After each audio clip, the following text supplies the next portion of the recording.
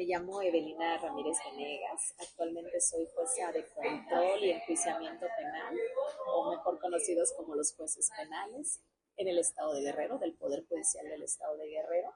Y actualmente soy candidata a jueza penal especializada en esta misma materia, que es la rama. Nosotros, como juzgadores, siempre del Foro Común, del Fuero Federal, como ahora estoy aspirando a ser, siempre tenemos esa intención de no quedarnos en el espacio donde estamos, sino seguir construyendo un futuro profesional, ¿no?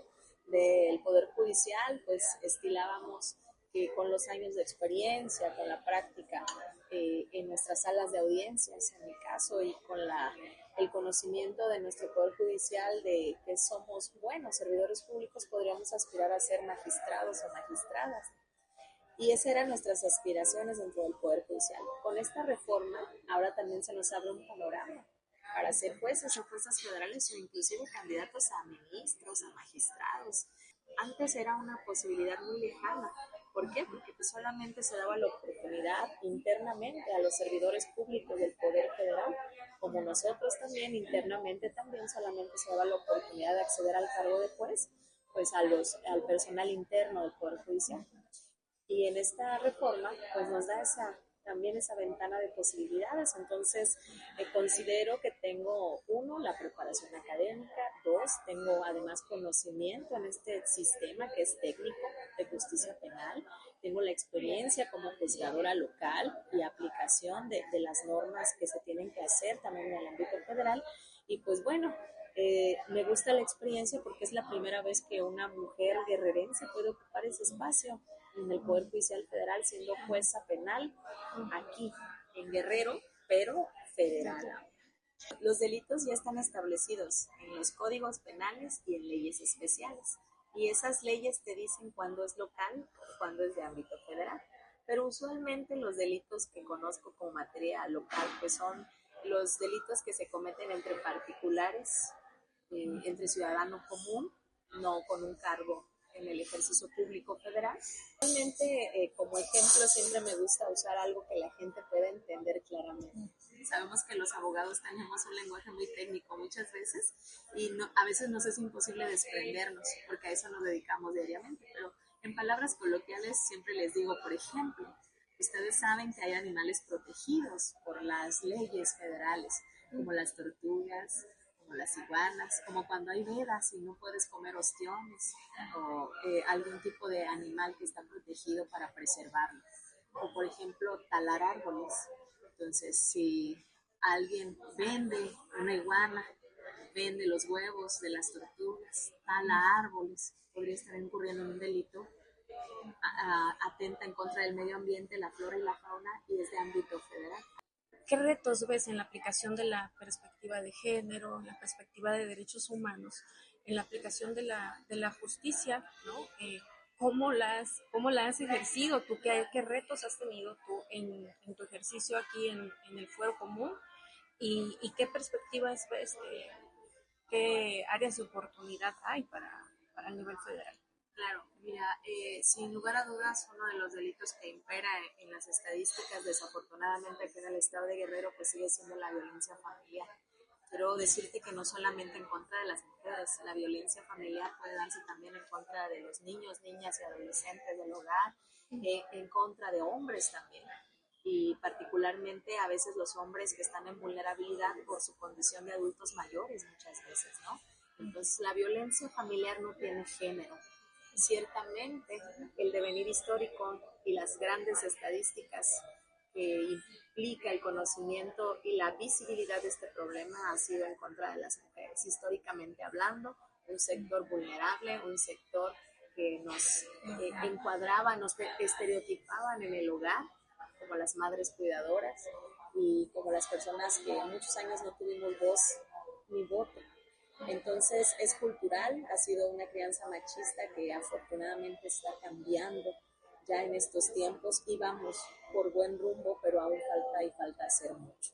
Y dentro de la experiencia, pues implica también conocer eso que acabas de decir, que es la perspectiva de género.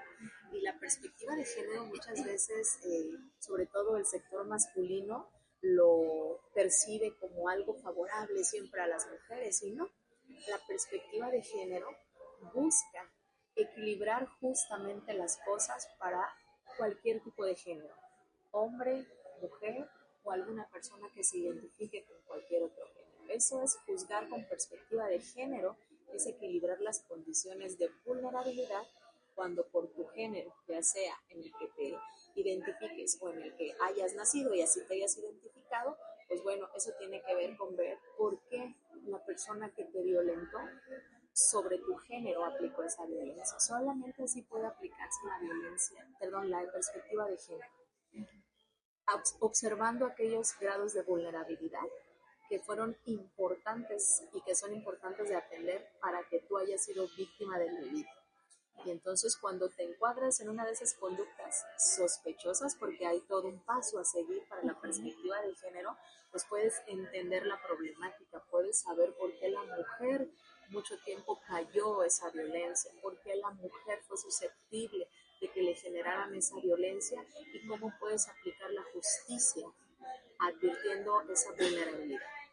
Pero la perspectiva de género nunca debe de entenderse como darle a un género privilegio sobre otros. La perspectiva de género busca reconocer la calidad de un género y su posible vulnerabilidad frente a otro. Esa es la perspectiva de género en el sentido muy, muy extenso de cómo debe de entenderse. La perspectiva de género no es la enemiga de los hombres, es un instrumento jurídico que tenemos la obligación de aplicar como los derechos humanos cuando son violentados. Nosotros como jueces tenemos la obligación de advertir esa violación y repararla inmediatamente. Pero es una herramienta jurídica que nos ayuda a entender por qué muchas veces un género es susceptible de una violencia y actuar en consecuencia, pero nunca dándole un privilegio jurídico. Es una herramienta muy buena para aplicar la justicia. Es que nosotros los jueces nos toca resolver en definitiva un asunto. Y para que algo tenga un buen final, tuvo que haber tenido un buen comienzo. Entonces, nosotros no podemos suplir deficiencias en la investigación o en la defensa inclusive. Nosotros somos un órgano de justicia imparcial, somos objetivos, somos neutrales. Vamos a administrar justicia en la medida en que ustedes, los ciudadanos, participen también, pero sobre todo en la medida en que el Ministerio Público, el abogado de las víctimas, que se denomina asesor jurídico, la defensa y, por supuesto, de manera activa las víctimas y los imputados nos den las herramientas para juzgar y juzgar bien. No quiero deslindarme de responsabilidades porque creo que el aparato de la administración de justicia y la persecución de los delitos somos una parte integral de la sociedad e importante. Pero nosotros somos el último resultado y es el que ve la ciudadanía. La ciudadanía solamente se entera si condenamos o si absolvemos, pero muy difícilmente sabrán por qué condenamos o por qué absolvemos, o por qué no iniciamos un proceso. Entonces, eso es importante. Mira, nosotros llevamos las audiencias públicas. Claro, habrá ocasiones en las que por ser una víctima niño, niña o adolescente o un delito de orden sexual o establecido en la ley como no público, pues no podrán entrar. Pero en todos los demás puede entrar la ciudadanía. Y cuando una ciudadanía observa cómo administramos justicia, se va con un entendimiento del por qué a veces absolvemos o por qué condenamos a una persona. Entonces, este proceso es eso, un conjunto de pasos. Ese es un proceso, un conjunto de pasos para llegar a un fin determinado. Y para llegar a ese fin, todos tenemos que hacer lo que nos toca. El fiscal tiene que administrar esa investigación desde que le llega la noticia de que algo pudo ser un crimen o un delito y hacer una investigación objetiva, integral, exhaustiva, con perspectiva de género, con aplicación de la protección de los derechos humanos. Si la gente del Ministerio Público hace bien su trabajo de investigación y la asesoría jurídica, que son los abogados de la víctima, coadyuvan adecuadamente, pues el resultado va a ser obtener una sentencia de condena. Por otro lado, no hay que pasar por alto que la defensa y las personas acusadas o imputadas también hacen lo suyo, porque este es un sistema jurídico que funciona en igualdad. Todos los que te acusan tienen la obligación de acreditar tu acusación y tú, como persona acusada, tienes el derecho de defenderte en igualdad de condiciones. Entonces, si la defensa juega un buen papel, si la defensa hace lo que le toca, si la defensa desvirtúa las pruebas, si la defensa también ofrece sus pruebas y son superiores a lo que hace la fiscalía, o la fiscalía no fue exhaustiva, o aunque hay algo. Por ejemplo, luego dicen, hay videos, pero sabes, al juicio no llega el video, o el video no fue obtenido adecuadamente. Entonces ahí es donde la ciudadanía se queda con un mal sabor de boca, porque sabes que para conocer una historia hay que conocer todas las partes de esa historia, porque si nada más juzga con la mitad, solamente esa es la información que les llega, pero cuando tienes el complemento, puedes crearte un criterio objetivo y decir, posiblemente, darnos todavía esa posibilidad, esa duda también a nosotros los juzgadores, posiblemente el juez resolvió así porque era la única forma de resolver. Entonces, por eso es importante que sepan cómo se administra justicia y que vamos a administrar justicia no con lo que nosotros pensemos, no con nuestras apreciaciones subjetivas, no porque soy mujer, no porque soy hombre juzgador, sino que nosotros resolvemos con pruebas. Y a veces las pruebas nos dan un resultado que quizás la ciudadanía no está conforme, pero la prueba, eso te dice, y nosotros resolvemos con pruebas. Entonces, y repito, que mientras cada uno hagamos lo que nos toca, el resultado va a ser el adecuado. No funcionamos solos los jueces, funcionamos siempre y cuando todos los demás actores del proceso hagan su parte, la parte que les corresponde. Primero hay que recordarles que la elección es este domingo 1 de junio y claro, es una jornada electoral distinta porque es la primera, es una jornada histórica. Entonces es la primera vez que vamos a votar para integrar el Poder Judicial de la Federación. Y claro, como toda cosa novedosa, hay escepticismo, hay dudas, hay confusión. Entonces, ¿cómo podemos identificar a los candidatos? Aquí vas a elegir magistrados, ministros, jueces, de entre todas las candidatas y los candidatos. Entonces, nos van a entregar un paquete de 6 boletas el día de la jornada electoral. Las boletas son de distinto color, cada una representa el cargo. En mi caso, yo soy candidata a jueza federal especializada en justicia penal y bueno, nosotros los candidatos a juezas y a jueces, todos venimos, de todas las especialidades, venimos en una boleta aproximadamente, este es un ejemplo, solamente para apreciación, en una boleta color amarilla. Nuestra boleta, donde yo vengo como candidata a jueza, es una boleta que la vas a encontrar dentro de ese paquete que te van a entregar, es la color amarillo, es el color que distingue a esta candidatura, es, lo repito, amarillo. Y venimos una lista de candidatas mujeres del lado izquierdo y una lista de candidatos hombres del lado derecho. A mí me encuentran en el número de lista como el 08. Entonces, si alguien quisiera votar por mí, lo primero que tiene que hacer pues, es acudir el día domingo 1 de junio con su credencial para votar con fotografía a su casilla. La casilla se va a instalar donde comúnmente se instala. Claro, si por el Otis o el John sufrió una afectación esa escuela, esa cancha o ese lugar donde se instalaba la casilla, pues será cambiada. Pero si no, se instalará en el mismo lugar de siempre. Y lo primero que hacer al llegar es, te van a dar tu paquetito de 6 boletas, buscar la color amarilla y para votar por mí, ahora no vas a tachar, porque ahora no viene un color de un partido político, porque esto es apartidista, no viene una imagen mía, no viene un logotipo mío, no, venimos en lista como la de la escuela. Bueno, así venimos enlistados, primero vamos las mujeres y luego vamos los hombres, por orden alfabético de nuestro apellido. Yo vengo el 8, Ramírez Venegas Evelina, y si quieren votar por mí, ahora tendrás que escribir. ¿Qué vas a escribir? No mi nombre, vas a escribir mi número, que soy la 08. Entonces, este es un ejemplo. En la parte superior del lado izquierdo vendrán 5 cuadritos, porque puedes votar por 5 candidatas mujeres y 5 candidatos hombres, porque vamos en diferentes especialidades. Entonces, por mí, para votar por mí, tendrás que escribir en cualquiera de los cuadritos el número 08 y con eso me estarán dando un voto. Es importante hacer mención que puedes votar tanto por hombres como por mujeres. Entonces, si ustedes quieren darme un voto a mí, tendrán que escribir 08. Y si también tienes un candidato hombre en esta materia o en cualquier otra, del lado derecho puedes votar por un hombre. Entonces, puedes votar por un hombre y por una mujer.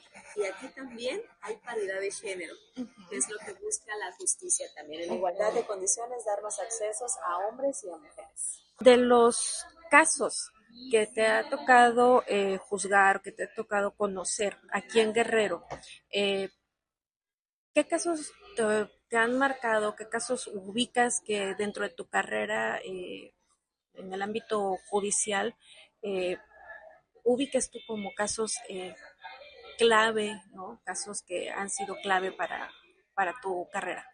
Claro. Mira, no dejo de ser humana, no dejo de ser mujer, no dejo de ser madre, amiga, hermana. Eh, entonces, claro que hay asuntos que por la cuestión me llegan como ser humano, pero cuando estoy en mi sala de audiencias y tengo puesta mi toga, yo asumo con responsabilidad y objetividad esa función que me da el Estado. Yo ahí que en mi toga me transformo a ser la juez, sin género, sin otra cosa que no sea administrar justicia. Y trato así a víctimas y trato así a imputados, con respeto y con la obligación que me da el Estado. Pero ya afuera, ya como ciudadana, ya como una mujer común, claro que hay asuntos que me han dolido como sociedad y sobre todo hay un asunto en particular que es un feminicidio de una mujer que estaba en estado de gravidez, que estaba embarazada y fue violentamente asesinada. Es un caso que me ha dolido como sociedad porque estoy segura que siempre habrá una opción distinta a privar de la vida a una mujer y más cuando fue excesivamente violentada. Entonces creo que hay que hacer lo propio en casa, en las escuelas, socialmente, para que estos delitos desaparezcan en un futuro, para que ya no haya la necesidad de encontrar a una hija eh, severamente golpeada y muerta y además en estado de gravidez. Es un asunto que a mí me marcó como mujer, como ser humano, como parte de esta sociedad que no somos indolentes a lo que pasa y es un asunto donde el agente del Ministerio Público asumió esa responsabilidad. Por supuesto, la defensa fue muy brillante en todas sus acertadas participaciones, pero aquí se juzgó realmente con la prueba y a mí la prueba me dio para condenar, a mí la prueba me dio para sentenciar a estas personas. Evidentemente analicé las pruebas de la defensa y le expliqué por qué desde mi apreciación de jueza no eran suficientes para lo que ellos buscaban, que era una absolución. Y bueno, también la fiscalía hizo su trabajo y se pudo aplicar la pena máxima en este asunto, porque también la justicia es ejemplificativa y ejemplifica a la sociedad de lo que va a pasar si no respetas la ley. Eso es un asunto de entre muchos que desafortunadamente he conocido y que han marcado mi vida profesional en este ámbito como juzgadora, del que soy objetiva e imparcial, pero fuera de aquí, en una vida común, me duele como sociedad.